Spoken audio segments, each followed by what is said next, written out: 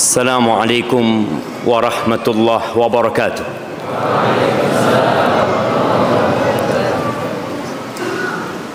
Alhamdulillah alladzi hadana lihada wa ma kunna linahtadiya laula an hadana Allah. Segala puji bagi Allah Jalla Jalaluhu yang telah memberikan hidayah kepada kita, memberikan petunjuk dan membimbing kita untuk jadi orang yang taat kepada Allah. Kita tahu kebenaran dan kita mengamalkan kebenaran, dan semoga Allah mematikan kita di atas kebenaran. Kalau bukan karena petunjuk yang Allah berikan kepada kita, kita nggak akan seperti ini. Kita nggak akan datang menjawab panggilan Allah untuk sholat 5 waktu. Kita tidak akan duduk berzikir mengingat Allah Azza wa Jal dan bersyukur atas nikmat yang Allah berikan. Nggak bakalan. Maka hendaklah kita senantiasa bersyukur kepada Allah, memuja dan memuji Allah. Allahumma salli wa sallim ala abdika wa rasulika Sayyidina wa maulana Muhammadin wa ala alihi wa ashabihi ajma'in. Amma ba'd. Ya Allah, semoga salawat dan salam, berkah dan nikmat senantiasa Engkau curahkan untuk hamba kekasih-Mu baginda Nabi kita Muhammad alaihi salatu wassalam, yang Allah mengatakan innallaha wa malaikatahu yusalluna 'alan nabi. Sesungguhnya Allah dan para malaikat itu bersolawat kepada Nabi alaihi salatu wassalam. Lalu Allah memanggil orang-orang yang beriman. Allah mengatakan ya ayyuhalladzina amanu, wahai orang-orang yang beriman, sallu alaihi wasallimu taslima. Kalian bersolawat dan bersalamlah buat Nabi alaihi salatu wassalam. Hendaklah kita semua sering-sering bermuhasabah tentang satu bab ini, bab solawat. Kalau antum mau tidur nanti malam, antum coba hisab berapa solawat antum buat Nabi alaihi salatu wassalam. Ya, kita mungkin bermuhasabah tentang berapa juz yang kita baca atau berapa lembar yang kita baca dari Al-Quran. Ya, kita sering bermuhasabah. Kadangkala kita tidur mengatakan, ya Allah, hari ini belum selesai 1 juz. Seharusnya hari ini juz ke-27 atau ke-26. Tapi ternyata ana masih di juz ke-24. Ada target yang tidak dia capai. Kita berada di akhir bulan Rajab, kita mau masuk bulan Ramadan. Kita bermuhasabah tentang bacaan Quran kita. Nah, perlu. Tapi kita juga perlu bermuhasabah tentang solawat kita kepada Nabi alaihi salatu wassalam. Bayangin, Allah bersolawat, malaikat Allah bersolawat. Antum gimana? Bersolawat. Semoga kita bersolawat buat Nabi alaihi salatu wassalam. Ahibati fillah, apa yang kita cari sebenarnya?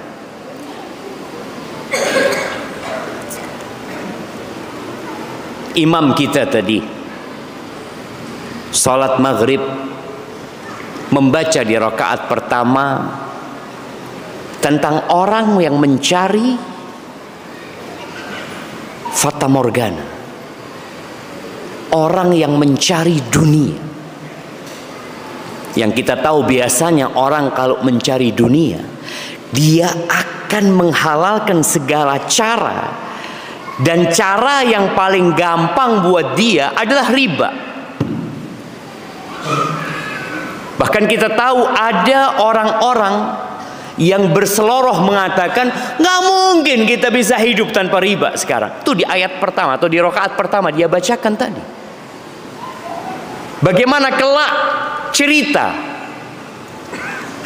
di masa yang akan datang tentang orang-orang yang mencari dunia. Dan di rakaat kedua dia membacakan tentang hamba Allah yang mencari keabadian. Allah mengatakan inna a'tainakal kautsar. Sesungguhnya kami memberikan kepadamu al-kautsar. Para mufassirin mengatakan di antara makna al-kautsar adalah al-khair al-katsir. Dari kata katsir, kebaikan yang banyak sekali. Padahal kita tahu Nabi alaihi salatu wassalam meninggal dunia dalam kondisi baju besinya digadaikan alaihi salatu wassalam untuk makan keluarganya sallallahu alaihi wasallam. Tapi Allah mengatakan kami telah memberikan kepadamu al-kautsar, kebaikan yang banyak. Dan di antara makna kautsar itu adalah nahar fil jannah, sungai di surga. Ya, ada yang mencari harta, ada yang mencari tahta. Kita sekarang berada di tahun politik ya. Di sepanjang jalan ana dari Jember ke Bondoso, ana melihat banyak foto, banyak banner manusia. Ya ana nggak tahu mereka cari apa. Yang jelas mereka cari suara. Sebagian mencari harta lewat jalan itu, sebagian mencari tahta karena dia sudah punya harta banyak, tapi dia butuh tahta, dia butuh kekuasaan. Padahal harta dia sejatinya kalau dimakan 7 keturunan sama 7 tanjakan, 7 kelokan, nggak habis. Tapi dia mencari tahta, dia mencari kekuasaan. Ada yang mencari wanita, dan ada di antara manusia yang mencari keabadian. Kenapa? Karena dunia ini sementara, yang berkuasa sementara. Fir'aun pernah berkuasa dan Nabi Sulaiman pernah berkuasa. Dua-duanya di mana cerita mereka? Berhenti cerita mereka. Fir'aun an-nar yu'radun, bagaimana neraka mereka ditampakkan ke neraka. Yang pernah berkuasa di antara rakyatnya Fir'aun, Nabi Musa alaihi salatu wassalam, Banu Israel. Yang tersisa tinggal piramid-piramid. Dan bagaimana sebagian manusia bangga menemukan, oh ketemu lagi nih, ada patungnya Fir'aun, patungnya ini. Apa yang dibanggakan? Dan kerajaan Nabi Sulaiman, King Solomon, yang orang-orang Yahudi hari ini menggali, mencari haikal Nabi Sulaiman. Selesai, Nabi Sulaiman meninggal dunia. Maka ahibati fillah, Kita perlu untuk mengenalkan kepada diri kita, engkau cari apa? Mengenalkan kepada anak-anak kita, nah engkau cari apa? Ana pernah bertemu dengan salah seorang pengadu ayam tingkat ASEAN. Dia termasuk yang paling top di ASEAN, bukan di Indonesia. Raja judi. Lalu dia mengatakan kepada anak, ada kesalahan didik dari orang tua.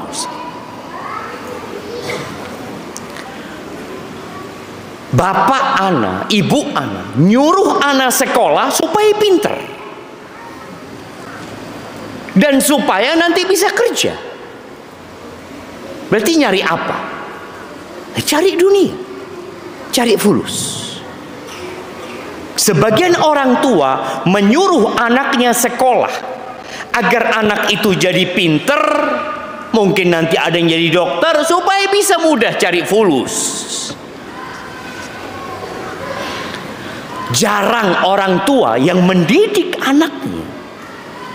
Nah, engkau cari ilmu, engkau belajar nak, agar engkau mencari keabadian.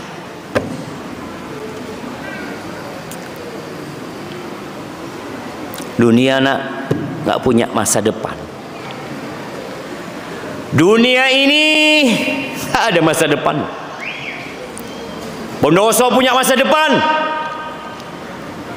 Jamaah, apa masa depan Bondowoso? Kita tahu ya, negara-negara merancang. Indonesia punya rancangan 2045. Arab Saudi punya rencana 2030. Semua negara punya.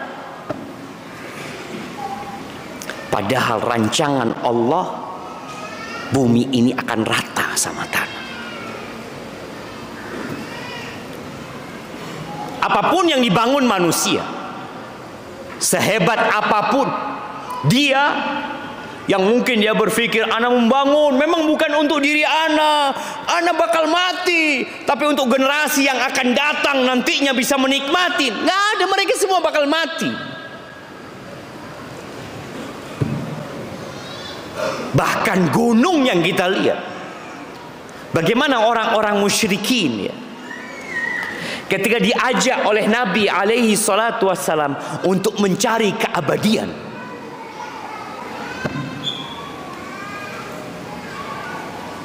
kita kalau tahu ayat-ayat yang turun di Mekah ceritanya kiamat. Hal ataka hadithul ghashiyah. Al-qari'atu mal-qari'ah. Idza zulzilatil ardu zilzalaha.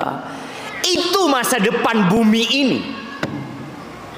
Oleh karena itu kita tahu sebagian manusia berpikir kalau bumi ini akan hancur, ana mau bikin pemukiman di Marsan. Sebagian mulai berpikir untuk bikin perumahan di Mars.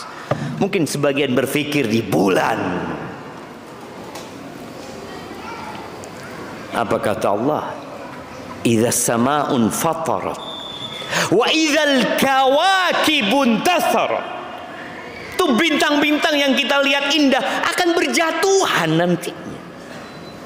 Gunung-gunung yang menjulang tinggi, jangan bicara bangunan. Bangunan paling tinggi di Bondowoso berapa lantai? Jemaah, berapa lantai? Ada 10 lantai di Bondowoso. Ini orang Bondowoso nggak tahu sama Bondowoso. Berapa bangunan tertinggi di Bondowoso? Hah? 3, 4. Ya mungkin ke depan akan dibangun tinggi-tinggi. Rasul sallallahu alaihi wasallam ketika ditanya tentang tanda-tanda kehancuran dunia. Ditanya, akhbirni mata sa'ah. Jibril tanya, kapan kiamat, kapan kehancuran itu akan terjadi? Kalau nggak tahu. Yang ditanya, yang bertanya nggak ada yang tahu. Fa'akhbirni an amaratiha. Kabarkan kepada aku tanda-tanda kehancuran itu. Ternyata tanda-tanda dunia akan hancur, kiamat akan terjadi, dunia semakin indah. Wa antaral hufata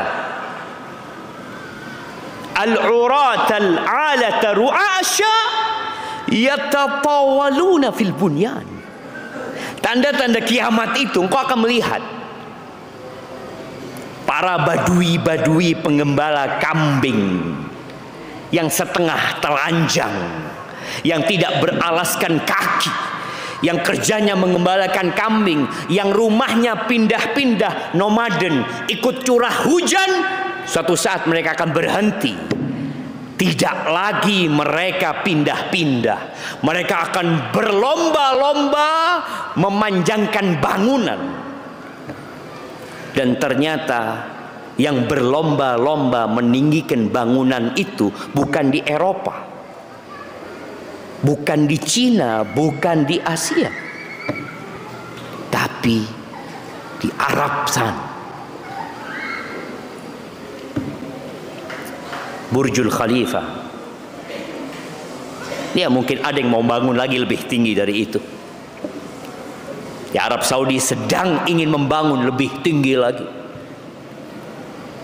Bukan dilarang membangun bangunan tinggi, tidak. Jangan sampai antum berpikir haram berarti enggak. Nabi cuma menceritakan realita, kenyataan yang akan terjadi, bahwa mereka akan berlomba-lomba meninggikan. Dan kita udah lihat itu. Yang berangkat umroh akan melihat Allahu Akbar, kiamat sudah dekat. Nah, hibati billah. Jemaah rahimakumullah,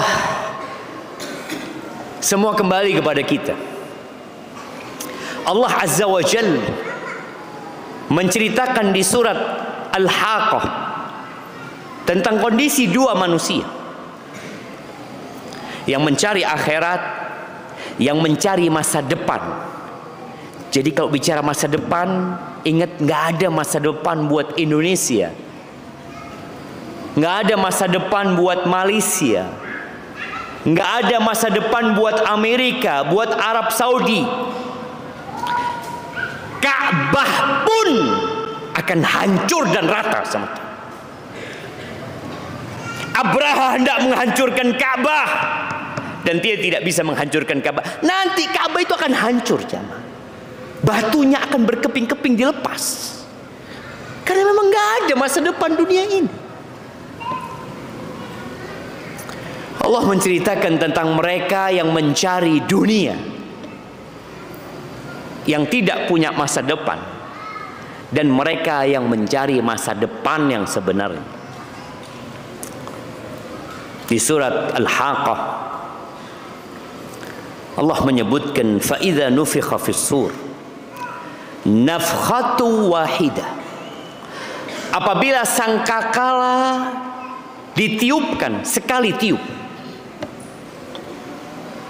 Apa sangkakala itu? Trompet. Malaikat pegang trompet? Masa malaikat pegang trompet? Nah, ma'ibadillah. Apa sangkakala? Nah, sur itu qarnun yunfakhu fi, tanduk yang ditiup. Suaranya bukan musik yang keluar, tapi peringatan. Kalau kita sekarang mendengar suara sirene, itu untuk memperingatkan. Itu tanduk yang dipegang malaikat Israfil akan ditiupkan dengan satu kali tiupan. Apa yang terjadi? Kalau sekarang manusia dengan bomnya, dengan bom atomnya, mereka mungkin menghancurkan sebuah negeri. Kita punya cerita Nagasaki dan Hiroshima. Tapi tiupan sangkakala yang ditiup oleh Israfil, Allah mengatakan wa humilatil ardu wal jibalu fadukkata dakkata wahida. Dan diangkatlah bumi dan gunung-gunung. Bagaimana gunung dicopot, kemudian dibenturkan dengan bumi dengan sekali benturan. Antum bisa bayangin ya, ketika terjadi gempa dengan kekuatan 10 skala Richter, 10, 11, kayaknya nggak pernah. Mungkin ketika terjadi meletusnya apa gunung yang di Banten, Krakatau, bagaimana dunia gelap pada waktu itu dengan debunya. Itu cuma meletus. Bagaimana kalau dicabut kemudian dibenturkan dengan sekali benturan, apa yang terjadi? Fa yauma idzi waqa'atil waqi'ah. Maka pada hari itu terjadilah kiamat. Maka tolong kita sadari, dunia ini nggak punya masa depan. Oleh karena itu Nabi alaihi salatu wassalam, ketika beliau sedang bersama para sahabatnya, tahu-tahu melihat di tempat yang agak jauh orang-orang sedang kumpul. Nabi bertanya kepada para sahabatnya, alama yajtami'un. Mereka kumpul itu dalam rangka apa? Ala qabrin yahfirunahu ya Rasulullah. Mereka sedang berkumpul menggali kuburan. Itu Nabi langsung bersegera menuju ke kuburan itu. Lalu beliau bersimpuh di depan lubang itu. Ternyata lubang itu masa depan. Yang kita sering lupa dengan masa depan. Lalu beliau mengatakan setelah beliau meneteskan air matanya yang membasahi jenggotnya dan tanah yang di depannya, beliau mengatakan alaihi salatu wassalam, limithli hadza fa'iddu. Untuk yang seperti ini kalian siapkan. Ini loh masa depan. Rumah kalian akan tinggalkan. Oh iya Ustaz, tapi kan buat anak cucu. Akan ditinggalkan sama anak cucu. Untuk anak cucu selanjutnya ditinggalkan. Gak ada. Limithli hadza fa'iddu. Wanshaqqatis sama fahiya yauma idzi wahiya. Langit yang kita lihat kokoh, yang kita tidak bisa melihat tepian langit, yang kita melihat benda-benda besar menghiasi langit. Ternyata langit itu akan terbelah, jemaah. Bayangin ya, kita kalau lihat atap ini terbelah, kita ada kubah. Ketika terjadi gempa kemudian terbelah, apa yang akan terjadi sama antum? Antum akan lari kemana-mana. Gimana kalau langit yang terbelah? Langit menjadi rapuh pada waktu itu. Bintang-bintangnya berjatuhan. Wal malaku ala arjaiha wa yahmilu arsya rabbika fawqahum yawma idzin thamani. Allah katakan para malaikat berada di penjuru-penjuru langit. Dan pada hari itu 8 malaikat menjunjung arsy Allah Azza wa Jal. Salah satu makhluk terbesar Allah, arsy. Lalu apa yang terjadi? Disitulah kelanjutan masa depan.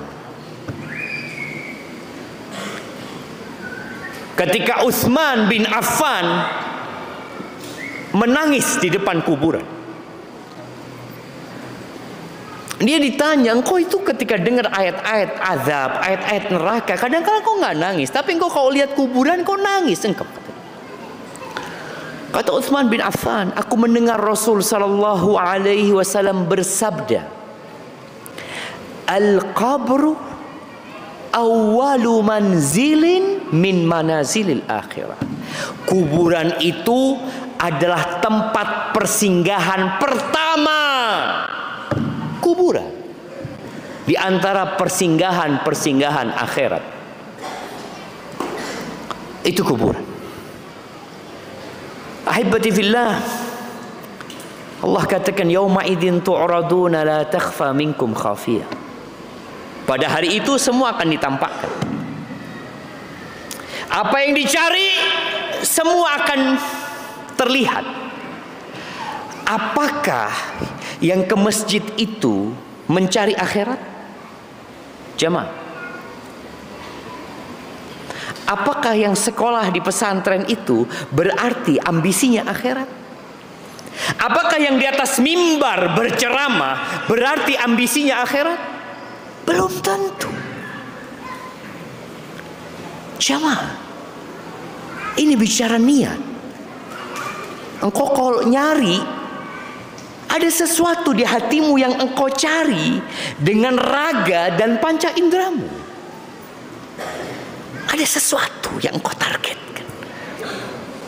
Belum tentu yang jadi imam dia mencari akhirat lah.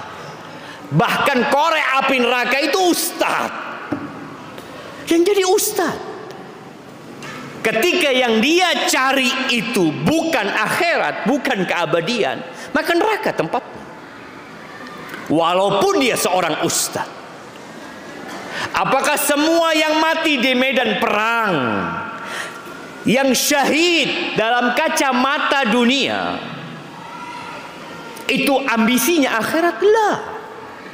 Di perang Uhud, ketika para sahabat berperang di bawah panji Rasul sallallahu alaihi wasallam, bersama mereka ada Abu Bakar As-Siddiq, bersama mereka ada Umar, ada Utsman, ada Ali, ada Abdurrahman bin Auf, ada Sa'ad bin Abi Waqqas. 10 sahabat yang dijamin masuk surga ada bersama mereka. Tapi apa kata Allah tentang mereka yang ada di medan perang? Minkum man yuridud dunya wa minkum man yuridul akhirah. Di antara kalian ada yang mencari dunia, di tempat mencari akhirat dia mencari dunia. Dan di antara kalian ada yang mencari akhirat. Pada hari itu semuanya akan tampak. Apakah orang yang rajin bersedekah, orang yang membangun masjid, orang yang tadi mungkin menyumbang ambulan untuk maslahat umat, dia mencari akhirat? Belum tentu. Salah satu yang menjadi korek api neraka, Jawad, orang yang dermawan, yang ketika dia dihisab, yauma idzin tu'radun la takhfa minkum khafiyah. Pada hari itu kalian akan ditampakkan, dipamerkan kalian. Kita semua menyimpan sesuatu di hati kita. Kita semua punya rahasia yang mungkin istri, anak kita tidak tahu. Pada hari itu semua akan dipamerkan. La takhfa minkum khafiyah. Nggak ada yang tersembunyi lagi, nggak ada. Semua akan ditampakkan. Ini orang yang rajin bersedekah, yang suka bangun masjid, yang suka bangun madrasah, mungkin orangnya baik. Kita mungkin berpikir, ya Allah zen ya orang ini ya, insya Allah langsung masuk surga. Belum tentu. Karena belum tentu dia cari surga memang. Ketika dihisab, Allah menanyakan tentang nikmat-nikmat yang Allah berikan kepada dia. Dan orang ini mengatakan, iya Allah, semua Engkau berikan kepada aku. Fama amilta biha. Engkau gunakan buat apa? Ma min sabilin. Kau lihat orang ini, top. Tidak ada satu jalan kebaikan yang engkau suka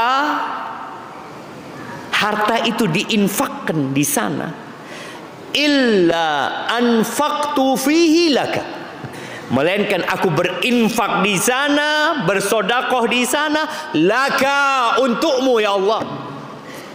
Apa kata Allah? Kadzabta, bohong engkau. Engkau mencari popularitas. Innama anfaqta liqala jawad. Engkau hanya cari nama. Itu yang engkau cari. Engkau mencari kesenanganmu sendiri. Bersodakoh mengikuti nafsunya. Berjihad mengikuti nafsunya. Menjadi ustadz berceramah, menjadi imam hafal Quran mengikuti nafsunya.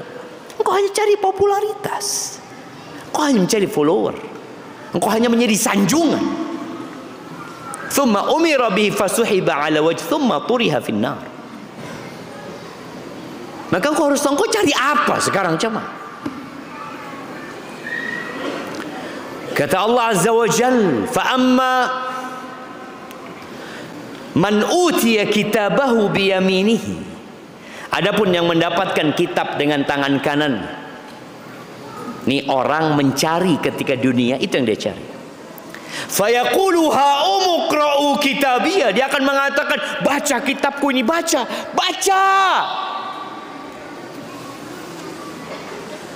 Apa kata dia? Inni dhanantu anni mulaqin hisabiyah. Aku yakin aku akan dihisab.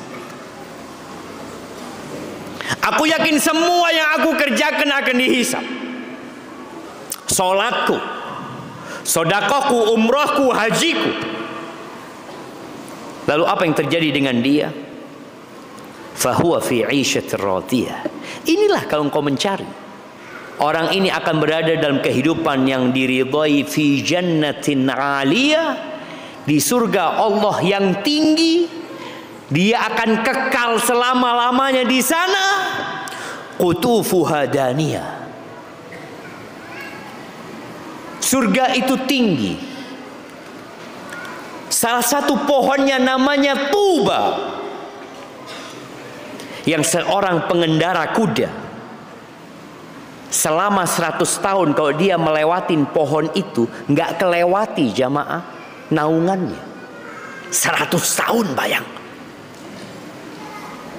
Tapi kata Allah, qutufuha daniyah. Jangan khawatir. Manusia di dunia dia berpikir bagaimana punya pohon mangga yang pendek supaya dia bisa memetik sendiri. Karena kalau pohon mangganya tinggi susah, sampai dimakan kelelawar, berjatuhan. Orang berpikir bagaimana punya pohon duren yang kecil sehingga dia mau metik dengan tangannya. Di surga pohonnya besar-besar. Qutufuha daniyah. Tapi memetiknya dekat jamaah. Dekat. Engkau mau apa di sana? Ini masa depan. Kulu washrabu hani'an bima aslaftum fil ayyamil khaliyah. Kalian silahkan makan, minum dengan nikmat. Jamaah, kalau kita makan dan minum di dunia,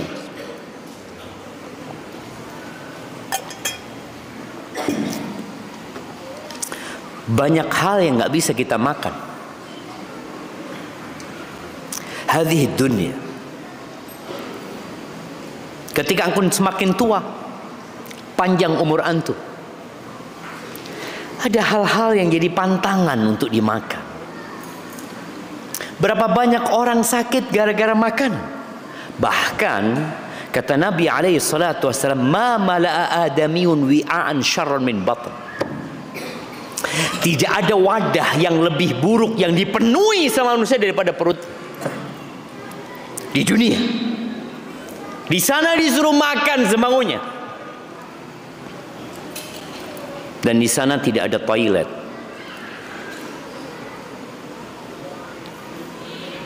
Di dunia toilet itu menjadi kebutuhan. Manusia kalau nggak ada toilet, bagaimana hidupnya? Berantakan. Di surga nggak ada toilet, karena engkau makan dan engkau minum dan terus minum tanpa harus ke toilet. Itu yang namanya khalidina fiha, kekal abadi selama-lamanya. Apa nggak mau?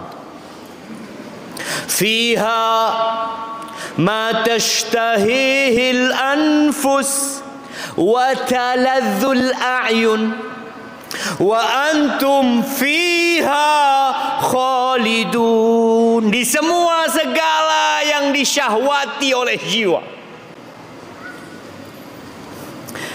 Kita punya syahwat, dan banyak syahwat kita yang terlarang di dunia. Dunia ini sijnul mu'min, penjara buat orang beriman, banyak aturan. Iya. Wa jannatul kafir, surga buat orang-orang kafir, semua diterabas sama dia. Tapi nanti di surga semua yang kau inginkan. Engkau mau apa? Makanya di dunia tidak semua yang antum inginkan tercapai. Tapi di sana semuanya. Antum mau jadi presiden umpama, jadi orang nomor 1 di Indonesia, apakah semua keinginan antum tercapai? Enggak juga. Apakah antum bisa makan semua yang antum inginkan? Enggak. Bayangkan bagaimana susahnya hidup menjadi presiden. Presiden itu kemana-mana harus ada pas pampres. Ana ingat dengan seorang kawan, ketika dia ngawal SBY waktu jadi presiden di Lombok, dia cerita, Ustaz, SBY ini capek, Ustaz, mau masuk kamar nggak bisa, Ustaz. Pas pampresnya yang harus nyoba ranjangnya dulu, dicoba, dilihat, ini sudah orang ngantuk dia mah, nggak bisa langsung tidur. Setelah dicoba, dibuka semuanya, dilihat, baru boleh masuk. Di dunia sampai sekelas presiden nggak bisa menikmati. Dan di surga nggak ada tidur, jemaah. Khalidina fiha abada. Karena orang tidur itu tidak merasakan kenikmatan sejatinya. Karena orang tidur itu tidak merasakan apa-apa. Ashabul Kahfi berapa tahun tidur? 309 tahun. Ketika bangun apa kata mereka? Labisna yauman aw ba'da yaum. Kayaknya kita regut cuma sehari atau sebagian hari. 309 tahun. Maka di surga nggak ada yang namanya tidur. Yang ada nikmat. Maka sekarang antum di dunia cari apa? Kalau mencari dunia, antum mencari sesuatu yang hina sebenarnya. Kita butuh dunia ini sebagai jembatan buat akhirat. Maka Allah katakan, kalian makan, kalian minum karena amal yang telah kalian lakukan pada hari-hari yang telah lalu di dunia. Mereka yang ternyata ketika hidup di dunia ambisinya adalah dunia, maka apa kata Allah? Wa amma man utiya kitabahu bishimalihi fayaqul ya laitani lam uta kitabiyah. Adapun yang mendapatkan kitabnya dengan tangan kirinya, dari arah kirinya, kelak dari belakang punggungnya, apa yang akan terjadi? Dia akan menyesal. Dia mengatakan, kiranya aku tidak diberi ini kitab.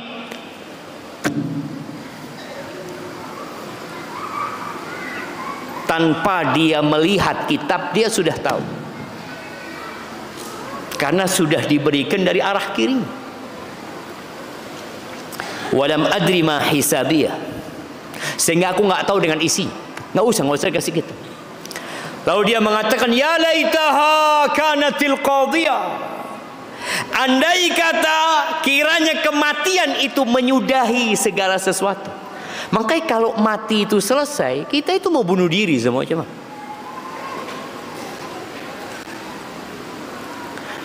Berapa banyak orang yang susah hidup.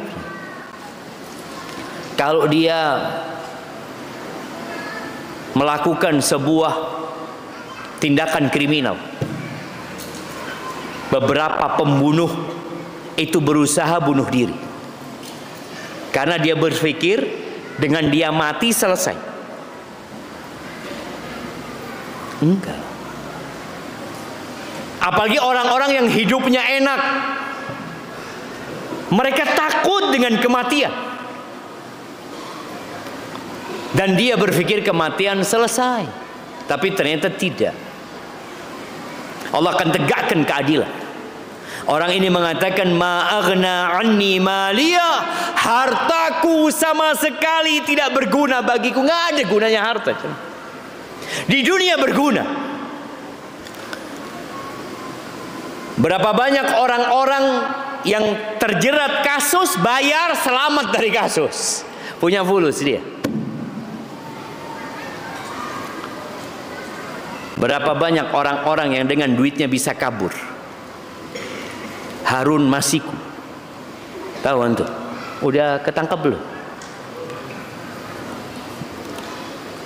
Ada orang di dunia yang bisa selamat. Ada yang kebal hukum. Allah mengatakan, ma aghna anni maliya, halaka anni sultaniya. Kekuasaanku hilang.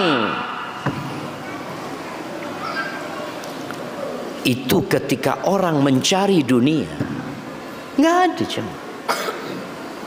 Maka tolong semuanya berhenti sejenak. Kumpullah engkau dengan keluargamu. Yang sudah punya istri, kumpul sama istrinya. Yang sudah punya anak, kumpul sama anak-anaknya. Untuk menyamakan visi dan misi tentang apa yang dicari. Rasulullah sallallahu alaihi wasallam pernah beliau berhenti sejenak. Lumayan beliau berhenti berkeluarga 1 bulan. Beliau bersumpah tidak mau mendatangi istri-istrinya selama 1 bulan. 1 bulan. Semua istrinya ditinggal. Kenapa? Karena ada perbedaan yang dicari ini. Setelah 1 bulan, turun firman Allah Azza wa Jalla di surat Al-Ahzab. Di ayat 28-29. Nah, Nabi meninggalkan tempat berdiam diri beliau, datang ke rumah istri-istrinya. Dimulai dengan istri beliau yang paling beliau cintai, Aisyah. Lalu beliau membacakan firman Allah ini. Beliau mengatakan, ya Aisyah, dengarkan nih firman Allah. Allah mengatakan, ya ayyuhan nabi, qul li azwajika in kuntunna turidnal hayatad dunya wa zinataha fata'alaina umatti'kunna wa usarrihkunna sarahan jamila. Wahai Nabi, katakan kepada istri-istrimu, apabila yang kalian cari, yang menjadi ambisi kalian adalah dunia, perhiasan-perhiasan dunia, kehidupan dunia, kenikmatan dunia, kenyamanan dunia, fata'alain, kalian kemari. Umatti'kunna, aku kasih kepada kalian mut'ah, kasih harta pesangon buat kalian. Lalu selamat tinggal. Aku ceraikan kalian dengan perceraian yang baik. Selesai. Nggak bisa dilanjutkan bersama. Kenapa yang dicari beda? Bayangkan ada orang mendaki gunung Argopuro, ditanya, engkau nyari apa? di sana. Aku cari burung. Aku berburu burung. Oke. Aku mau ikut. Belum, kau mau ikut? Iya. Tapi aku mau cari ikan kakap. Ya, nggak bisa lah. Beda jalurnya. Nggak mungkin. Loh, aku mau cari, nggak mungkin. Kita harus pisah. Antum jalan ke laut sana. Aku ke gunung. Yang kita cari beda. Di sini Nabi alaihissalatu mengatakan kepada istri-istrinya, kalau yang kau cari adalah kenikmatan dunia, perhiasan, di sini kau. Nabi nggak marah sama mereka. Bahkan Nabi akan menceraikan mereka dengan perceraian baik. Kasih harta, nih harta, bismillah, selamat tinggal. Terima kasih kalian sudah mendampingiku. Pernah menjadi istriku, pernah menjadi pasangan hidupku, tapi untuk selanjutnya selamat tinggal. Kenapa beda yang dicari? Tapi kata Allah, katakan kepada mereka, wa in kuntunna turidnallaha wa rasulahu wa daral akhirah. Kalau yang kalian cari itu Allah, kalian mencari keridhaan Allah, kalian mencari perjumpaan dengan Allah, kalian mencari pujian dan sanjungan dari Allah, kalian mencari keabadian yang Allah sediakan di akhirat dan Rasulnya, dan kehidupan yang kekal dan abadi di akhirat, fa innallaha a'adda lil muhsinati minkunna ajran 'azima. Sesungguhnya Allah menyediakan buat orang-orang yang berbuat baik di antara kalian apa? Ajran 'azima. Balasan yang besar sekali, jemaah. Adapun kehidupan dunia, sekarang yang berebut isi bumi ini berapa orang? Jamaah, berapa orang? 8 miliar. Iya. Yang berebut kursi presiden berapa orang? 3 orang. Yang berebut ikan di lautan berapa orang? Ada banyak nelayan. Yang berebut jadi pegawai negeri ketika ada pendaftaran CPNS, ribuan orang. Apa kata Allah tentang yang diperebutkan oleh manusia ini? Wa ma utitum min syai'. Di surat Al-Qasas ayat 60-61. Allah mengatakan wa ma utitum min syai'. Apa saja yang diberikan kepada kalian, famata'ul hayatid dunya wa zinatuha. Itu kenikmatan dunia yang sementara, perhiasan dunia yang nggak lama. Berapa lama jadi presiden? Berapa lama, jemaah? Ada orang yang ingin jadi presiden seumur hidup. Kalau jabatan presiden seumur hidup pun berapa lama? 100 tahun? Enggak lah. 200 tahun? Nah, enggak ada. Umur umat Nabi SAW antara 60 sampai 70. Yang lewat sedikit. Kita mau azan dulu. Naam. Baik, nasma'ul azan. Fadhal. Bismillah.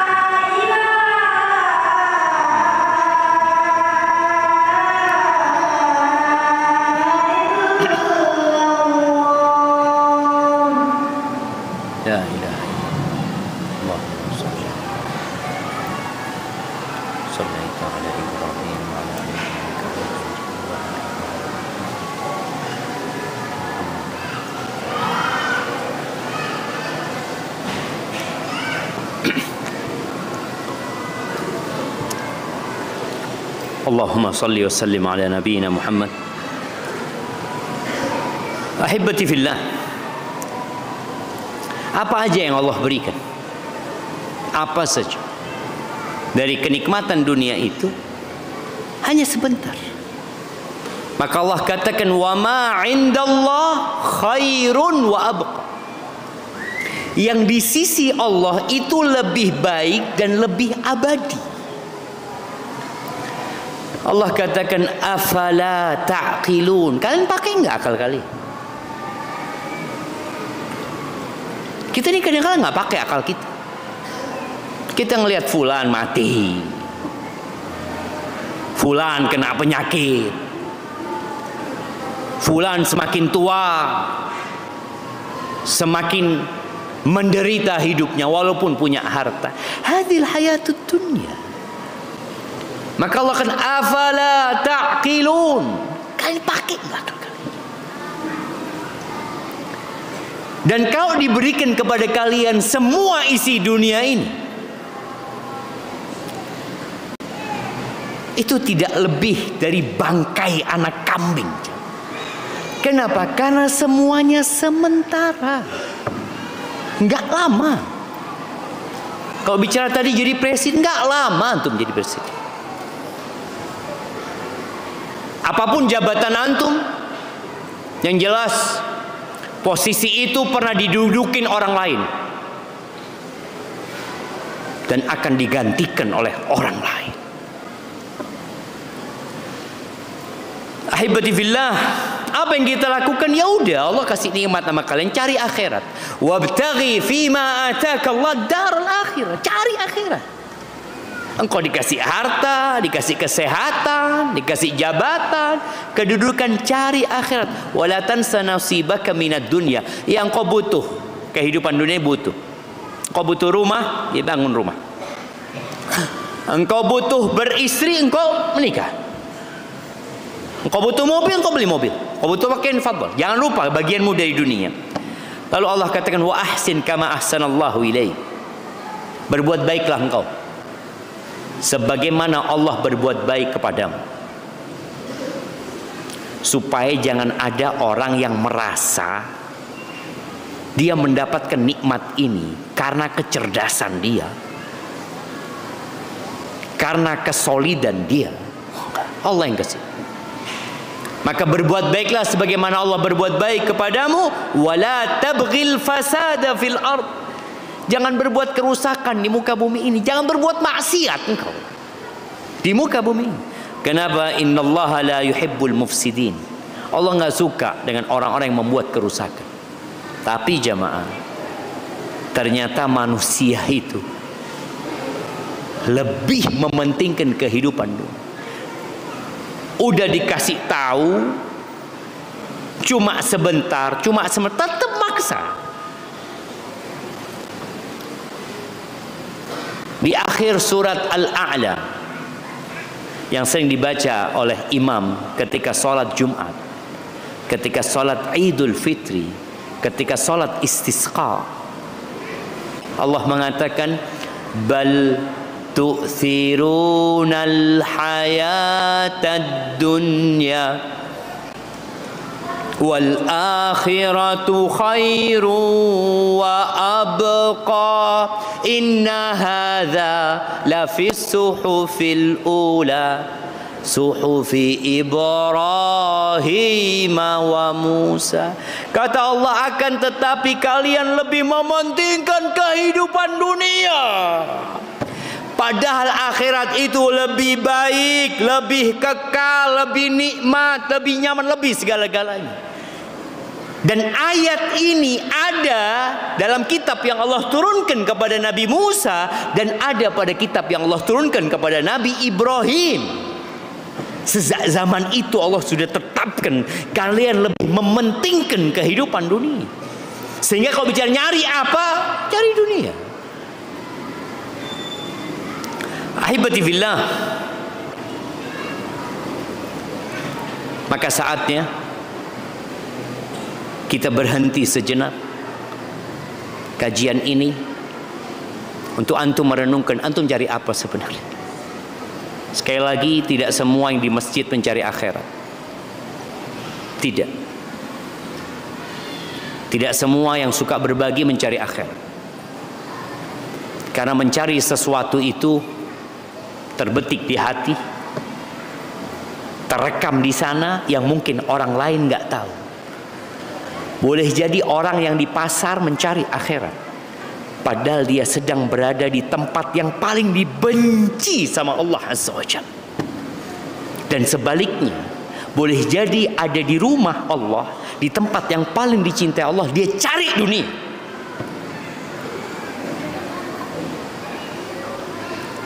Ketika ada seorang sahabat yang bekerja, ini para sahabat melihat satu sahabat, ya Allah semangat banget ya, tekun sekali, kerja keras. Akhirnya ada sahabat yang mengatakan, laita hadza fi sabilillah. Andai kata nih kerjanya di jalan Allah, jihad gitu, buat perang gitu, buat di jalan Allah, bukan untuk cari dunia. Kan pikirnya orang kalau kerja syughul pasti cari dunia nih orang. Apa kata Nabi SAW? Mengingatkan para sahabat bahwa boleh jadi nih orang cari akhirat nih orang. Lau kana kharaja yas'a, dalam hadis riwayat Tabrani, kalau orang ini keluar rumahnya bekerja untuk memberikan nafkah kepada kedua orang tuanya, ala abawaini syaikhaini kabirain, dia bekerja cari fulus dalam rangka memberikan nafkah kepada kedua orang tuanya yang sudah sepuh, fahuwa fi sabilillah, dia di jalan Allah. Yang penting niatnya. Wa in kana kharaja yas'a, kalau dia bekerja cari fulus dalam rangka memberikan nafkah kepada anak-anaknya dia yang masih kecil, fahuwa fi sabilillah, dia di jalan Allah juga loh.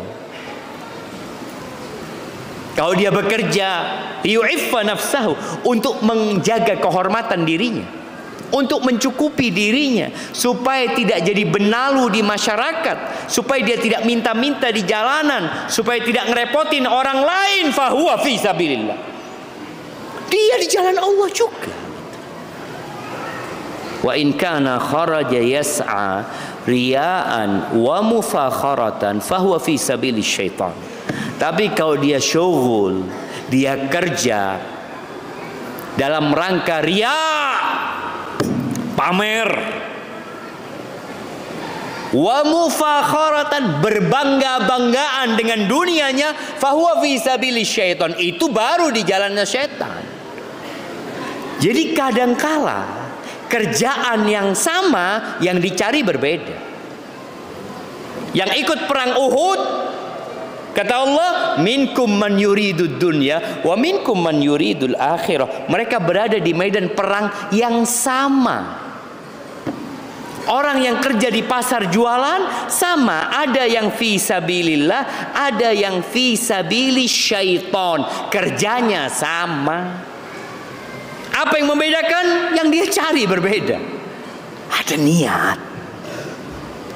Innamal a'malu binniyat wa innama likulli imri'in ma nawa. Semua akan mendapatkan apa yang dia niatkan. Baik, barakallahu fikum. Ada banyak pertanyaan yang sudah masuk, Anda lihat mungkin beberapa bisa dijawab. Afwan Ustaz, mau bertanya. Saya ibu 2 anak. Qadarullah suami saya sudah meninggal. Untuk menghidupi anak saya jualan kue. Tapi beberapa lalu sempat ditawarin untuk menjadi guru. Saya bingung diambil atau tidak tawarannya. Di sisi lain, saya tidak mau bergantung kepada saudara-saudara saya. Kalau saya terima tawaran itu, saya takut menelantarkan anak. Sedangkan di rumah hanya ada ibu sudah sepuh. Apa yang saya lakukan? Apa saya termasuk orang yang mengkhawatirkan masa depan dan tidak percaya rezeki Allah? Jazakallahu khair. Ahibati fillah, anak-anak yatim, siapa seharusnya yang memperhatikan? Pamannya. Keumuman umat Islam harus perhatian. Tapi paman itu punya kewajiban khusus. Karena dia punya kewajiban silaturahim. Silaturahim itu bukan berkunjung. Makna silaturahim itu adalah al-ihsan ilal aqarib. Berbuat baik kepada kerabat. Jadi tolong diperhatikan tuh. Janda-janda yang punya anak, yang ternyata engkau pamannya anak tersebut, tapi sekarang orang hidup nafsi-nafsi. Engkau akan ditanya ketika engkau melantarkan anak yatim. Dan di antara sifat orang yang mencari dunia, Allah mengatakan balla tukrimunal yatim. Kalian gak menghormati anak yatim. Itu tanda orang-orang yang ambisinya dunia. Tapi orang yang ambisinya akhirat, dia ingat dengan hadis Nabi sallallahu alaihi wasallam, ana wa kafilul yatim kahatain. Aku bersama orang yang merawat anak yatim seperti ini kelak pada hari kiamat. Itu yang cari akhir. Kembali kepada pertanyaan ini. Apa yang harus dilakukan seorang ibu? Iya, kau bekerja dalam rangka memberikan nafkah kepada anak-anak dan ibumu, engkau fi sabilillah. Kalau engkau ada pekerjaan yang bisa menggabungkan mencari nafkah dan tetap merawat anak-anak, itu yang harusnya engkau kerjakan. Tapi kalau engkau bekerja kemudian melantarkan anak-anak, maka tidak. Pilihan menjadi guru kalau akhirnya melantarkan anak-anak, maka kau tolak seharusnya. Dan pintu rizki itu bukan hanya bekerja. Di antara pintu rizki yang sering kita lupakan adalah istighfar. Bagaimana Nabi Nuh mengatakan kepada kaumnya, faqultu astaghfiru rabbakum innahu kana ghaffara yursilis samaa 'alaikum midrara wa yumdidkum bi amwalin wa banin wa yaj'al lakum jannatin wa yaj'al lakum anhara. Istighfar.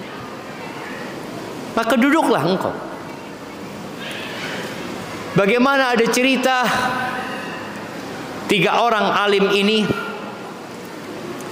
yang mereka sudah kehabisan, mereka penuntut ilmu yang kehabisan nafkah untuk hidup. Akhirnya mereka gantian kita. Ada yang belajar, ada yang satu cari nafkah lah seperti itu. Ya sudahlah. Akhirnya satu kebetulan waktu dia sholat minta sama Allah, Allah kirimkan orang yang ngirimkan rizki kepada dia. Maka bertawakallah kepada Allah.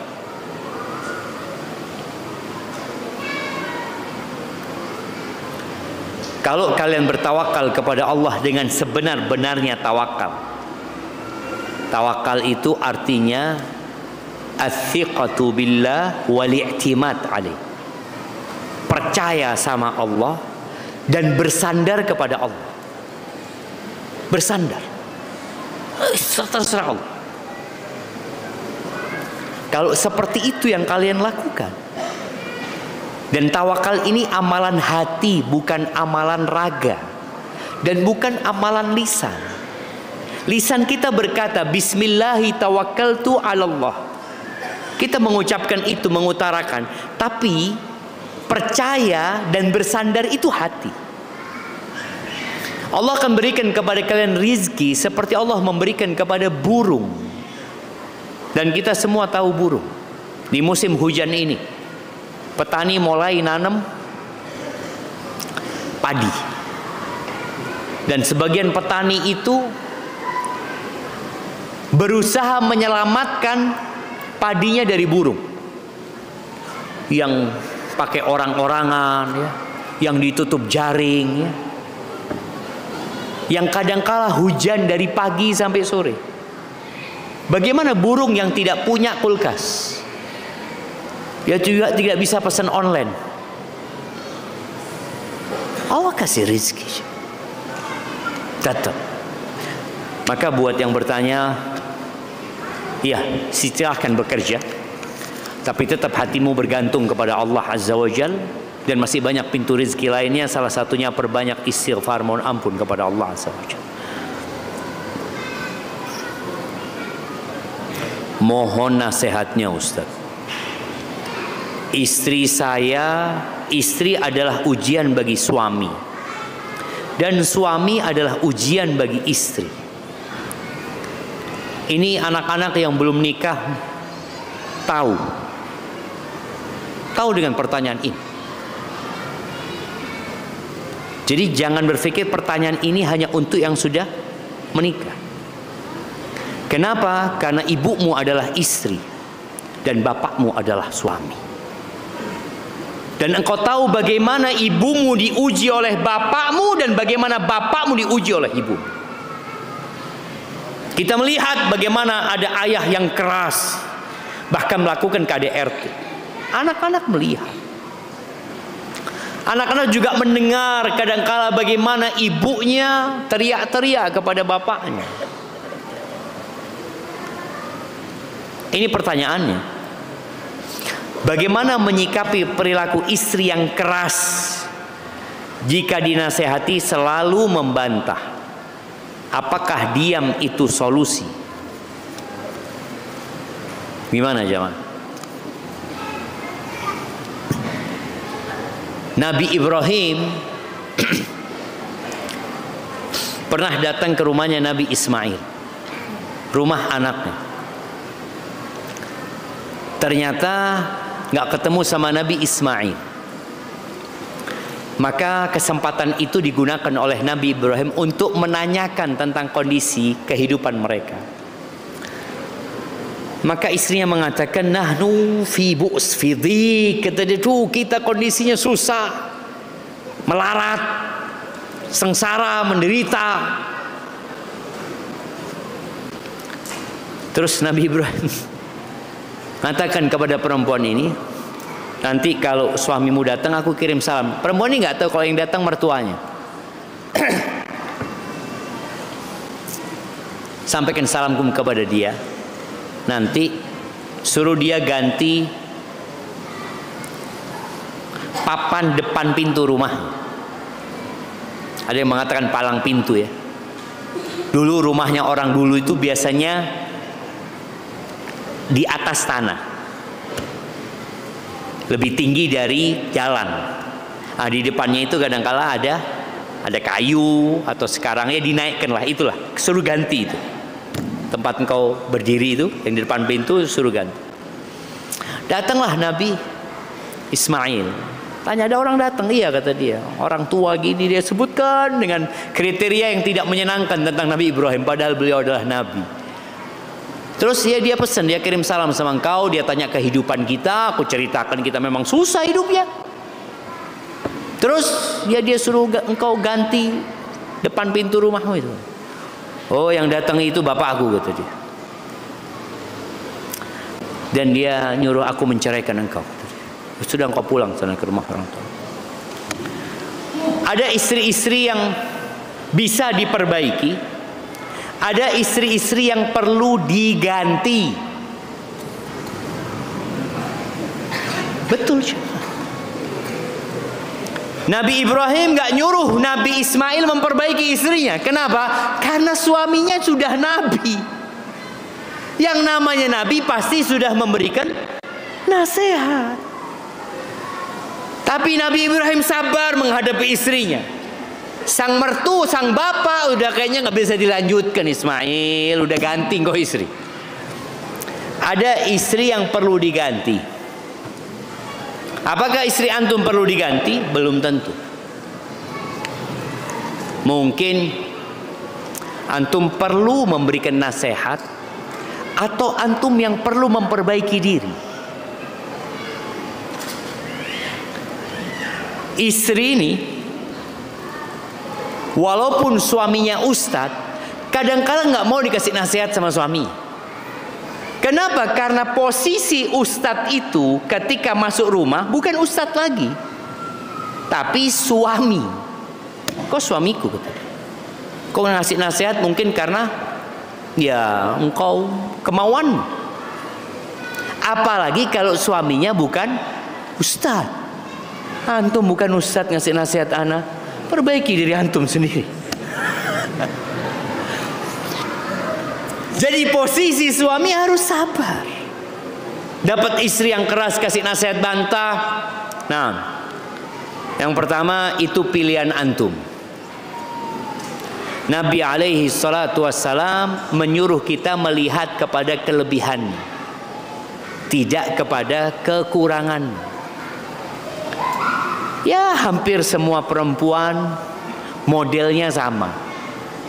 Karena semua perempuan bengkok. Antum alhamdulillah dapat yang kalau dikasih nasihat bantah. Tapi ada yang dikasih nasihat kabur. Mendingan mana antum? Ya alhamdulillah Ustaz, ana masih bantah. Kalau kabur ribut sama mertua, aduh repot lagi Ustaz. Lihatlah kepada kelebihannya dan antum terus berusaha memperbaiki. Dan bagi para wanita, engkau mungkin melihat ada istri-istri Nabi yang kadangkala ketika dikasih nasihat, ya ngangkat suara, Nabi nggak ditegur dari pagi sampai malam ada. Sekali lagi kenapa? Karena posisinya Nabi jadi suami pada waktu itu dan Nabi bersabar. Engkau perlu bersabar. Allah mengatakan wa'ashiruhunna bil ma'ruf. Pergaulilah istri-istri kalian dengan cara yang ma'ruf. Fa in karihtumuhunna. Kalau kalian benci kayak gini, nggak suka sama istrinya, apa? Balikin ke orang tuanya, bungkus. Apalagi sekarang banyak kargo online, bungkus sudah. Pak, COD ya, anak kirimkan. Anaknya COD suruh bayar sama orang tua. Fa in karihtumuhunna fa asa an takrahu syai'an wa yaj'alallahu fihi khairan katsira. Boleh jadi yang kalian benci itu di sana ada Allah. Allah ada jadikan kebaikan yang banyak di sana. Lihat kepada kelebihannya dan cara memberi nasihat istri. Jadi ada kelakuan istri yang masih bisa ditoleransi. Ada yang sudah keterlaluan. Nabi alaihi salatu wassalam kenapa mendiamkan istri-istrinya? Karena memang dalam syariat cara memberikan nasihat istri itu ada beberapa tahapan. Allah mengatakan wallati takhafuna nushuzahunna fa'idhuhunna wahjuruhunna fil madaji' wadribuhun.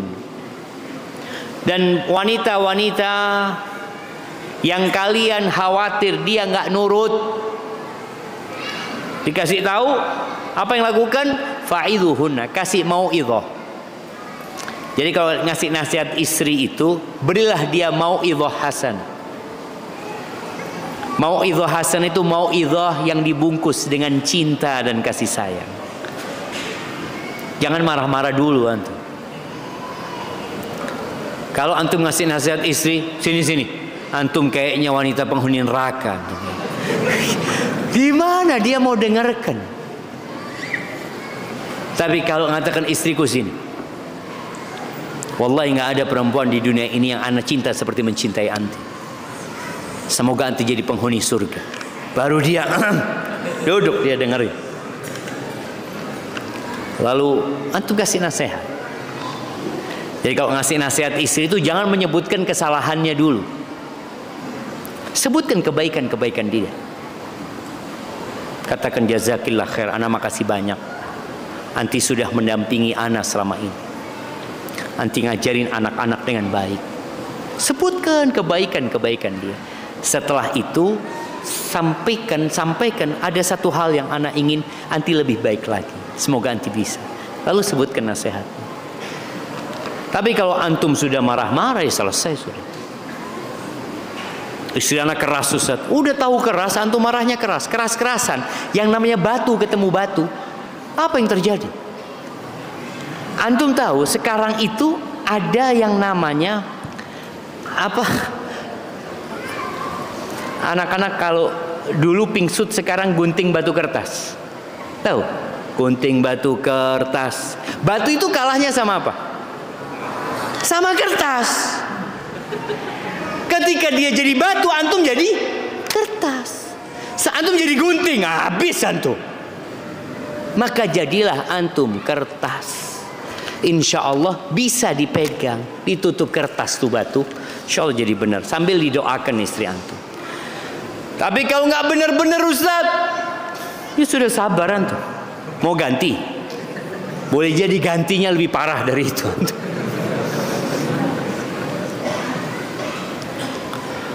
Kebetulan temanya ini tentang mencari. Ana mau bertanya tentang mencari pemimpin Ustaz.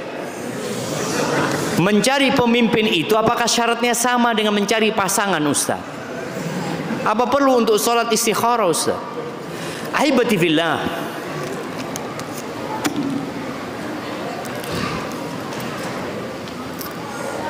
Kalau bicara mencari pemimpin, dua syarat.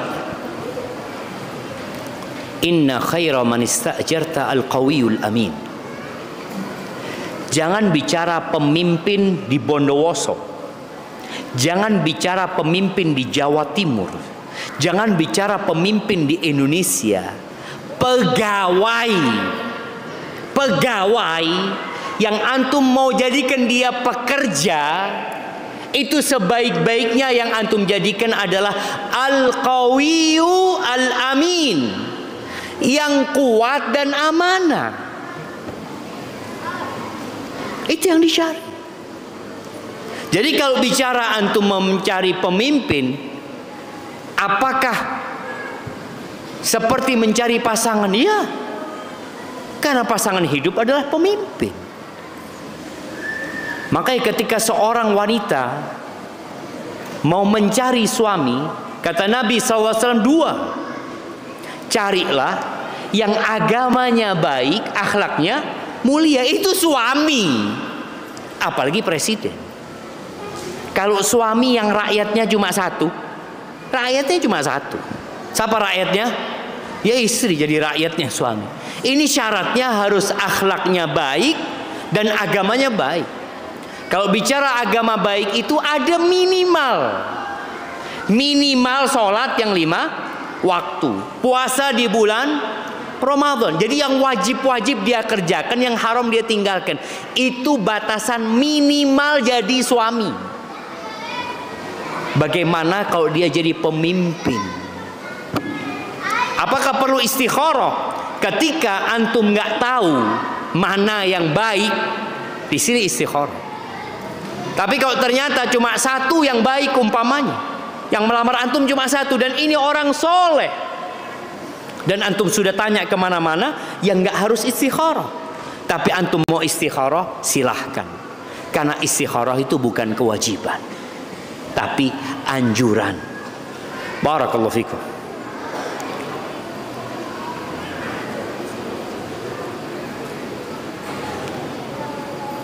Ustaz mau nanya, hukum memakai cincin bagi seorang laki-laki. Ya, Nabi SAW pakai cincin. Dan Nabi ketika memakai cincin, para sahabatnya memakai cincin. Hanya saja ada syarat.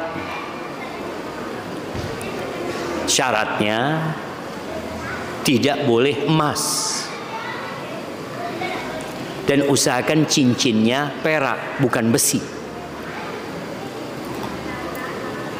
Para sahabat memakai cincin. Pernah ada yang pakai cincin emas sama Nabi SAW, dibuang. Ini bicara ambisi dunia. Beliau memikirkan akhirat sahabat ini. Ya'madu ahadakum ila jamratin minan nar. Salah satu di antara kalian mengambil bara api neraka, ditaruh di tangannya, diambil sama Nabi, dibuang itu cincin. Maka yang pakai cincin, engkau niatnya apa dan cincin apa yang kau pakai. Barakallahu fikum.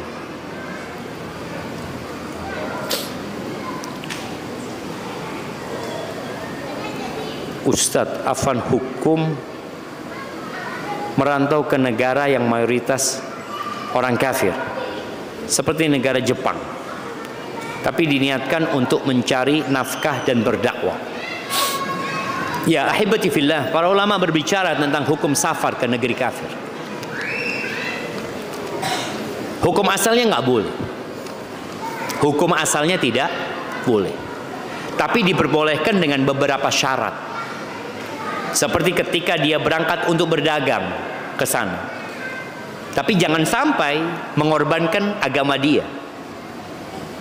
Kalau ternyata di tempat itu dia tidak dapat melaksanakan sholat, dia tidak dapat menegakkan agama Allah di sana, maka engkau pulang. Kalau ternyata resiko engkau berada di sana, imanmu akan tergerus sedikit demi sedikit, engkau pulang. Kalau niatnya berdakwah sama, engkau berdakwah ke sana melihat fitnah yang begitu besarnya, bukan engkau yang berdakwah, engkau didakwain nantinya di sana. Maka perlu diperhatikan syarat-syarat dan ketentuannya.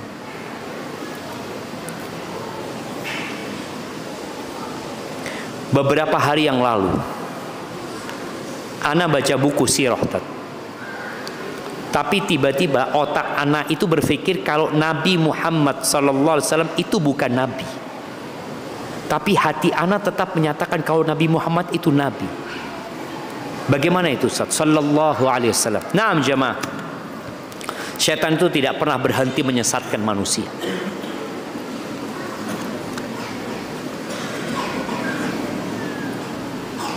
Ketika engkau kepingin tahu Nabi Muhammad itu Nabi atau tidak,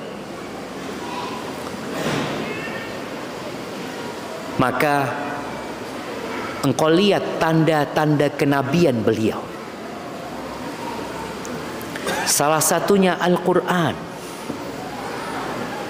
Allah mengatakan, Qul in kuntum fi raibin mimma nazzalna ala abdina fa'tu bi suratin min mithli wad'u syuhada'akum min dunillah in kuntum sadiqin. Kalau kalian ragu dengan apa yang kami turunkan kepada hamba kami, Nabi ini, ragu kalian bahwa beliau itu Nabi utusan Allah, Allah turunkan Al-Quran kepadanya, datangkan satu surat seperti yang kami turunkan. Dan terbukti dari sejak Nabi utus sampai hari ini, nggak ada yang bisa mendatangkan. Itu membuktikan beliau adalah utusan Allah Azza wa Jalla. Kemudian ketika antum ada keraguan tadi datang ke Ustaz, Ustaz, anak ketika baca poin ini kok ada keraguan Ustaz? Datang supaya syubhat itu dihilangkan. Karena terus terang ada seorang ibu yang telepon ana, dia mengatakan, Ustaz, anak ana ini kuliah di perguruan tinggi Islam Ustaz, di Indonesia. Kok sekarang dia nggak percaya bahwa Nabi Muhammad adalah Nabi alaihi salatu wassalam? Ada syubhat yang menimpa dia dan ada bisikan syaitan. Maka baca a'udzubillahi minasyaitonir rajim.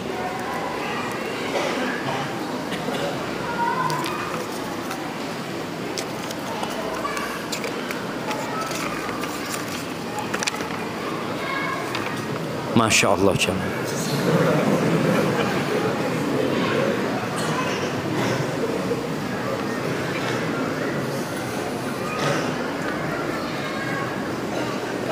Nah,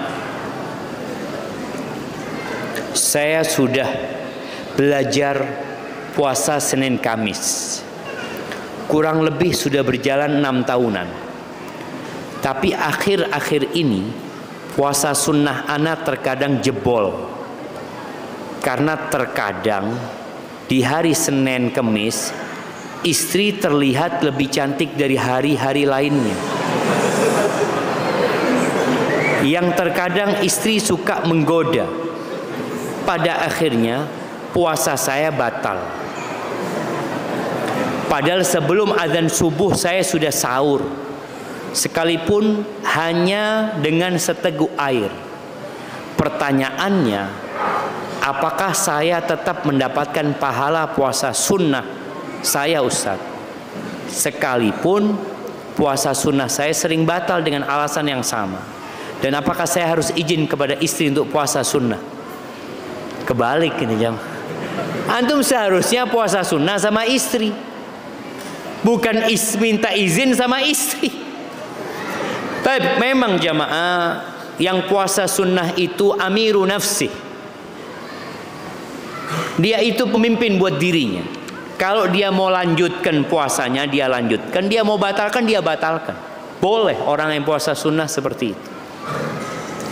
Ketika seorang puasa sunnah, tahu-tahu istrinya masak enak, atau diundang sama sahibnya, ditraktir sama sahibnya, dia lihat, ya Allah, yukulnya zen ini, ana batalkan. Gak apa-apa. Karena orang yang puasa sunnah itu dia amiru nafsih, sebagaimana disebutkan dalam sebuah athar. Dia bebas. Tapi pahalanya ya cuma sampai di waktu dia membatalkan puasa. Makanya puasa sunnah ini juga boleh niatnya di pagi hari. Antum nggak niat di malam hari. Ketika orang diundang, kata Nabi SAW, diundang makan, kata Nabi SAW, insya'a falyakul, dia kalau mau dia makan, kemudian dia bisa gantikan puasanya besok, kalau dia mau ganti gitu ya. Tapi kalau nggak apa-apa dia, karena hanya puasa sunnah. Tapi kalau dia nggak mau membatalkan, ya nggak apa-apa. Dia mendoakan yang mengundang dia. Jadi intinya, ketika antum berpuasa sunnah, ini tugas suami. Jangan hanya mau selamat sendirian. Antum juga bagaimana menyelamatkan istri antum. Ajak istri antum puasa sunnah. Karena ada istri-istri yang tidak membantu suaminya untuk akhirat. Kalau suaminya puasa, digodain. Ayolah bang, ini goda. Seharusnya dia mendukung suaminya, bahkan dia menyediakan sahur buat suaminya, bahkan barengin suaminya puasa sunnah. Ini malah menggoda. Maka nasihat ana, bagaimana antum yang 6 tahun ternyata Antum selama 6 tahun itu tidak mengajak istri antum untuk berpuasa sunnah. Ajak istri antum berpuasa sunnah. Baik, pahalanya disesuai dengan kapan antum membatalkan. Sebagaimana orang yang niat di pagi hari, ada orang nggak sahur jamaah. Kemudian di pagi dia nggak makan, lupa dia sarapan. Sampai jam 9 dia, aduh aku ahsan puasa udah mau zuhur ini. Akhirnya dia niat puasa sunnah. Nggak apa-apa. Tapi pahalanya dimulai dari dia niat puasa. Karena dia tidak makan bukan niat puasa tadinya, baru niat jam 9. Tapi kalau puasa wajib harus niat di malam harinya sebelum sebelum fajar terbit. Saya di tempat kerja hampir setiap hari mendengar teman kerja yang membicarakan rekan kantor lain, membicarakan orang yang tidak saya kenal dan seringkali berbisik-bisik di depan saya. Mau menasihati mereka yang ghibah dan merokok atau ingkar mungkar lainnya, saya malah dianggap sok suci dan dicap aliran keras yang berjenggot-jenggot. Sedih sekali Ustaz, posisi saya serba salah Ustaz. Menyiasati hal itu saya memutuskan untuk sering-sering menggunakan headset agar tidak mendengar topik pembicaraan mereka. Tapi ini saya masih salah juga Ustaz, karena saya dianggap tidak mau berbaur karena memakai headset dan tidak banyak berbicara. Bagaimana ya Ustaz? Mungkin Ustaz ada solusi lain, mohon nasihatnya. Iya jamaah, ketika antum jadi orang baik, semua orang suka sama antum. Ketika antum merubah orang lain untuk jadi baik, semua nggak suka sama antum. Itu jam 8 sudah jamaah. Sunnatullahnya seperti itu. Bagaimana Nabi kita Muhammad alaihi salatu wasallam 40 tahun beliau hidup di Mekah bersama orang-orang kafir Quraisy, dan semua orang kafir mengacungkan 2 jempol kepada Nabi sallallahu alaihi wasallam. Semuanya memuji dan menyanjung Nabi Muhammad SAW. Tapi ketika turun firman Allah, wa anzir ashiratakal aqrabin, kau berikan peringatan kepada kerabat-kerabatmu yang dekat, beliau dibenci, beliau dimaki, beliau diusir, bahkan beliau mau dibunuh. Jadi itu resiko. Antum kalau hanya dikatakan seperti ini aman, Nabi dikatakan majnun, Nabi disebut penyihir, Nabi disebut penyair, Nabi disebut dukun. Maka antum sabar. Antum ketika dikatakan nggak berbaur, berbaur salah karena memberikan nasihat, tidak berbaur salah, antum cari keridhaan Allah Subhanahu wa taala. Ketika mereka ngobrol, sampaikan terus terang, afwan, ana bukan tidak mau berbaur. Kalau yang antum bicarakan mendatangkan manfaat buat kita dunia akhirat, ana duduk. Tapi kalau berbahaya buat akhirat, ana minta maaf. Antum sekali tanya, apa manfaat antum berbicara tadi buat dunia dan buat akhirat? Nggak ada. Yang ada pahala antum akan hilang. Dan mendengarkan headset, ya kita menghindari kemungkaran, nggak ada masalah yang seperti itu. Tapi kalau antum bisa meninggalkan tempat itu, antum tinggalkan tempat itu. Iya, hukum menjaga jarak dengan teman karena sering membicarakan aib orang, tidak berbicara kecuali yang penting, tapi di hati tidak ada niatan untuk memutuskan pertemanan, tapi malah dianggap mau soker. Apa soker jemaah? Nggak bertergus apa ya? Gimana hukumnya Ustaz? Tadi mungkin seperti yang Anda sampaikan, antum perlu menjaga diri. Kita berteman milih-milih, iya nggak semuanya kita temanin. Kita milih-milih, ke dokter aja kita milih-milih. Berteman pun kita disuruh milih sama Nabi alaihissalam. Barakallahu fikum. Semoga bermanfaat, dan masih banyak pertanyaan di sini yang belum dijawab. Insyaallah semoga pada kesempatan lain bisa dijawab. Subhanakallahumma wa bihamdika asyhadu an la ilaha illa anta astaghfiruka wa atubu ilaik.